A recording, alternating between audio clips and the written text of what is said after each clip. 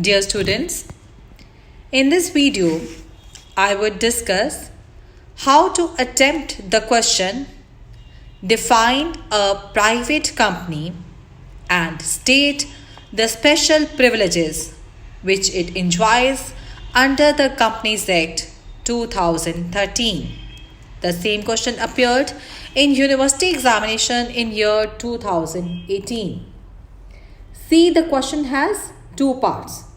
So first we will define a private company and we will define it according to section 2 subsection 68 of Companies Act 2013, which states a private company means a company which by its articles restricts right to transfer its shares, limits the number of its members to 200, prohibits any invitation to the public to subscribe for any shares or debentures of the company.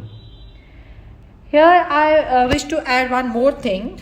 Previously, there used to be some features like requirement of minimum paid up capital for a private company.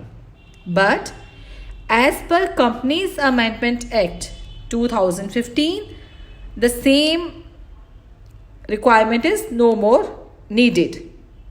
Right? So there is no requirement of minimum paid up capital for a private company. So after this, you can discuss features of a private company. First, restriction on transfer of shares. Look, the shares of public companies are freely transferable. You know they are in demat form. But in case of private company, the articles contain a provision restricting the right to transfer its shares. Then limitation of membership. The article must contain a provision whereby the company limits the number of its members to 200. Okay. So minimum number are 2 members and maximum is 200 members. And one more thing I would like to explain here, that while counting this number of shareholders, joint shareholders, they are treated as a single member, right? And one more thing, that the number of members is limited to 200, right? But private company may issue debentures to any number of persons. The only condition being that an invitation to public to subscribe for debentures cannot be made. Now third point, prohibition on inviting public to subscribe for securities. Again, the articles must prohibit an invitation to public to subscribe for any shares, debentures or any other securities of the company. So, it means a private company can only collect its capital through private sources. Then there are other requirements for a private company. For forming a private company, 2 or more persons are required to subscribe their names to memorandum of association. A person who is competent to contract can be a subscriber. A minor cannot be signatory to memorandum. Why? Since he is not competent to contract. A private company must write at the end of its name private limited, or it can be written in a abbreviation form PVT and LTD, right? Now after explaining all these things, we will explain privileges and exemptions available to a private company, which is the second part of this question. So since a private company does not involve funds from the public, it needs less stringent control from the regulatory provisions. So accordingly, certain provisions of the Companies Act which are applicable to public companies do not apply to private companies. So these exemptions are referred to as privileges or advantages of a private company. And what is the reason behind it?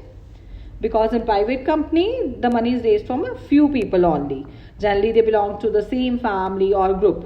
But in case of public company, where money is raised from general public and number is quite large, so it is necessary to safeguard their interests. So several restrictions are put on public companies and privileges have been provided for the private company.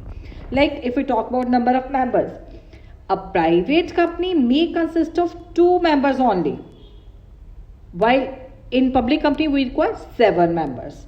I would like to add, we have OPC also, and OPC is 1% company, and there only 1 member is required. So if we talk about directors, a private company need not have more than 2 directors, but if we talk about public company, they must have minimum 3 directors. So again, it is a privilege to a private company. Then exemptions regarding managerial remuneration. No restrictions have been imposed on the remuneration payable to directors of a private company. So it is again a privilege. If we talk about the public company, in their case, total managerial remuneration payable to directors of a public company cannot exceed 11% of net profit, but no such restrictions are there in case of private company. Now if we talk about quorum for general meeting, unless articles provide for a higher number, quorum required for general meeting of the shareholders of a private company is 2 persons personally present. So again, it's a privilege, because in public company the its number is 5. 5 persons are required for quorum. So if rotation of directors, the directors need not retire by rotation every year in case of a private company. And a private company is not required to constitute an audit committee of the board. A private company is not required to hold a statutory meeting or to file a statutory report with the registrar. A private company is exempted from the requirements of appointment of independent directors, and provisions relating to manner of filling of casual vacancies among directors do not apply to private company. In case of a public company, a separate resolution passed in a general meeting is necessary for appointment of each and every director. But in case of private company, only single resolution is enough for appointing 2 or more directors. So these are certain privileges which are given to private company by the Companies Act. But when a private company loses its privileges, if it fails to comply with essential requirements of a private company as given in section 268 of the Companies Act, or second case, when a private company ceases to be a private company by choice or by operation of law. So dear students, if you want to add few more points, you can add. There are certain obligations on private company also, like obligations, or some books write it as disadvantages. So you can write it like a private company cannot issue share warrants payable to a bearer. A private company has to file its annual list of members and summary with the registrar. A private company's members cannot appoint more than 1 proxy to attend and note in the company meeting. And the private company has to send a certificate to registrar which will mention its annual turnover in the preceding 3 years never reached rupees 1 crore or more. So that's all for this question. Thank you very much.